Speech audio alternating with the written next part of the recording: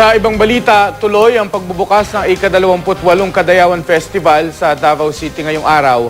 Kahit naong na nang sinabi ni City Mayor Rodrigo Duterte na posible itong makansela dahil sa banta sa seguridad. Makibalita tayo live kay Donna Timbal Sinahon ng GMA Davao. Donna. Mark, nandito tayo ngayon sa isang mall kung saan gagawin ang First Kapuso Food Festival na bahagi ng pagdiriwang na ika-28 Kadayawan Festival sa Davao City.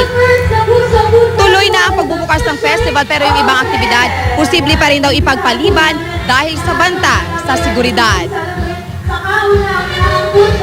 Mamayang alas 5 opisyal na bubuksan ang festival. Handa na raw dito ang mga magtatanghal sa opening ceremonies. Hinanda na kayo ng umaga ang 16 na talampakang bounty basket na pinuno ng libu-libong gulay at prutas na ibibigay sa mga Davaoenyo. Sumisimbolo ito sa masaganang ani ng gulay at prutas sa lungsod. Mahigpit ang seguridad sa lungsod dahil na rin sa ilang natanggap na report na may mga grupong balak daw manggulo. Kasunod ito ng mga nangyaring pambobomba sa ilang bahagi ng Mindanao. Dahil din sa banta, pinag-aaralan pa rin daw na ipagpaliban ng ibang aktibidad lalo na yung dinaragsan ng maraming tao. Kabilang narito ang indak-indak sa kadalanan o street dancing at ang pamulak o floral float parade. Kasabay naman ang pagsisimula ng kadayawan ang pagdiriwang ng Eid al-Fitr o pagtatapos ng Ramadan. Maagang nagtipon-tipon ang mga Muslim alas 7 ng umaga kanina.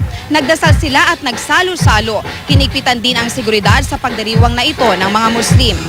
Mark, mahigit 200 performers mula sa iba't ibang paralan sa loob at labas ng lungsod ang inaasahang o magpapakitang gilas sa opening ceremony mamaya. Gaganapin din mamaya ang panagtagbo kung saan magtatagpo ang 10 tribo ng Muslim at lumad sa lungsod. Samantala, kung sino ang may gusto, pwedeng bisitahin ang www.kadayawanfestival.com kung sakaling merong mga tanong. At yan muna ang latest mula dito sa Davao City. Donna Timbal Sinahon, Nagbabalita, Pilipinas.